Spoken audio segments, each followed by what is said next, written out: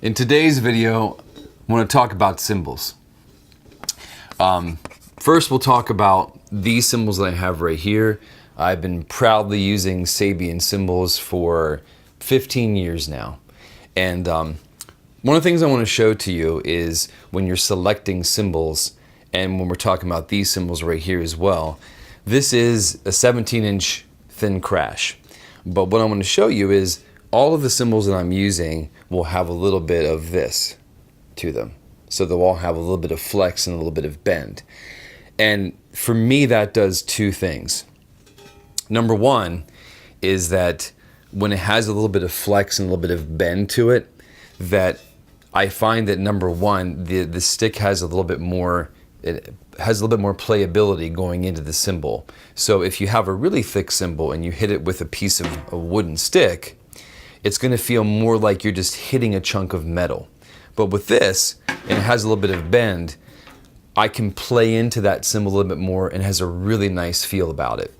The other thing is when your cymbal has a little bit more flex to it, these types of cymbals will actually last you longer. And the reason being is because they have a little bit of give. If you've got a really thick crash cymbal that you're using and you kind of catch it just in the wrong spot, or like if you hit it a lot in the same spot, all it takes is just that one hit for it to get like a little bit of a crack and the cymbal's pretty much cooked.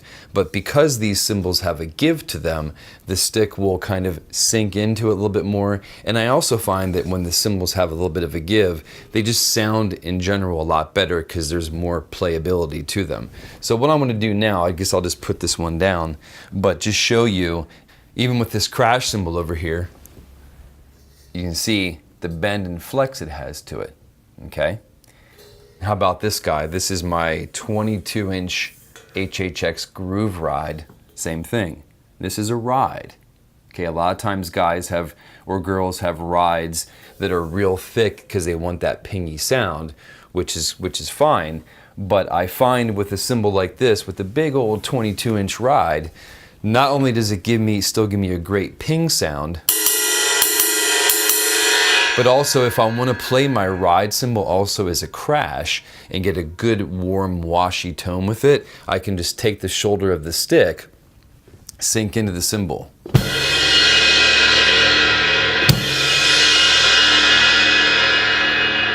If I had a thicker ride cymbal that was much more, it would give me much more of a metallic sound, and you wouldn't get that nice same sound as you would a crash cymbal even on your ride. So again, you want to select cymbals that obviously are appropriate for the style of music you're playing, but my personal opinion is I find when you have cymbals that have a little bit of a give to them, they have better playability and they'll also last you longer. And one more thing I'll add about cymbals. The great jazz drummer Mel Lewis once said that for most of your cymbals, they should be able to serve all purposes. So in other words, if you have just two or three cymbals, you want to be able to use them all as a ride or as a crash. Okay, now you're going to have your little extra accessory cymbals like a splash and things like that. But if you just have a couple basic cymbals, so if I wanted to ride over here, you know, I can do that. If I wanted to come up back to this cymbal, I could also ride on this one as well. So the cymbals having playability, being a little bit on the thinner side, and also have them work together in a good musical context is a great way to select cymbals.